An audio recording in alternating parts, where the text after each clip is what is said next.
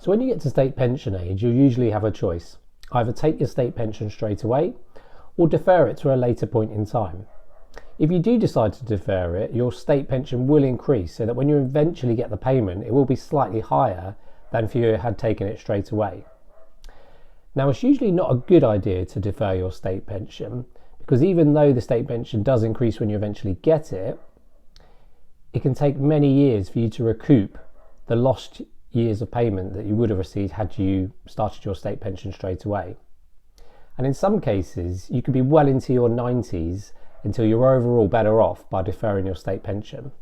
In this video, I'm going to run through some of the reasons why people do decide to defer their state pension, what happens to the state pension if you do decide to defer it, and let's run through some of the calculations to look at why deferring a state pension might not be a good idea for you.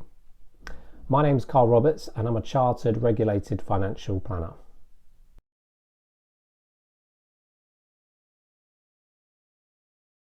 So if you decide not to take your state pension at state pension age, then the amount of state pension you receive when you eventually take it will increase.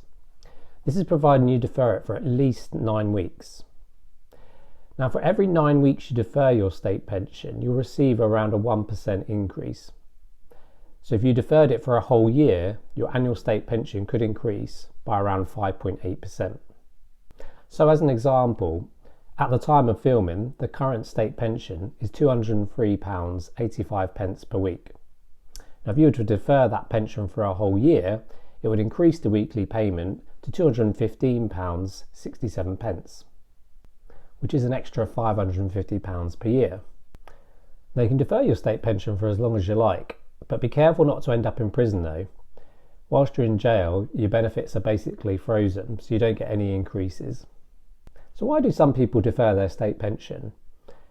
I mean, it's money that's due, you're owed it, you can take it. Why not take it straight away? Well, some people defer it because they're perhaps still working. They've got a decent salary, they don't actually need the state pension income. And if they were to take it, it's just going to end up being taxed, potentially pushing them into a higher rate tax band, or they might be a higher rate taxpayer already, so could lose 40 or 45% of the state pension. So instead of receiving it now, they defer it till the point in time when they're not working. And some people just want a higher level of state pension income later on in their life, and they're prepared to defer to get it. Now, I don't think it's a good idea to defer your state pension, even if you don't need the money and even if you're a higher rate taxpayer. Now, let me explain why. So if you do decide to defer your state pension for just 1 year, then based on rates at the time of filming, you'd be giving up around £9,471 for a whole year's state pension. Now remember, you've lost that year of income. So let's look at an example and keep it really basic at this stage. We're not going to factor in any tax at this point.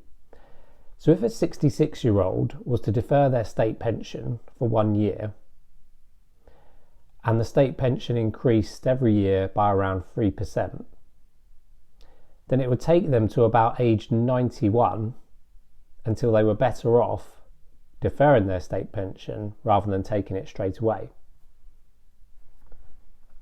So even with the pension increase in deferment, it's still taking you around 25 years to recoup that year that you've given up.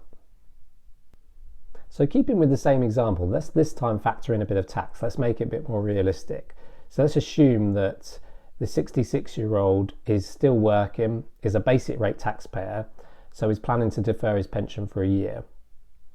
And we'll assume that when he eventually takes the state pension, he won't be paying any tax on it. Now, a basic rate taxpayer in this scenario will still have to wait 21 years to be better off than having taken the pension straight away and paying basic rate taxpayer on it. And if we look at the same example, that this time for a 40% taxpayer, that 40% taxpayer still needs to wait 17 years to be better off if they deferred their state pension for 1 year. So quite a compelling case, I think, that you're better off having the money now, taking it, even if you end up paying quite a bit of tax on the state pension income. It's still your income and it's still better to have something rather than nothing, unless you think you're going to have a very long life expectancy where you end up going to be taking far more income having deferred it.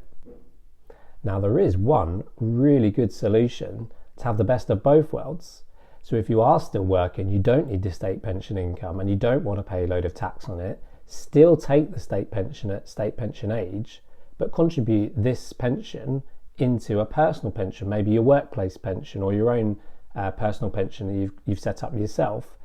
Pay the state pension money into this pension and you'll receive all the tax back that you would have paid on your state pension. Now, you can only do this providing you are earning, you have earnings up to at least the amount of the state pension contribution you want to make. But it's a really good way of actually receiving your state pension.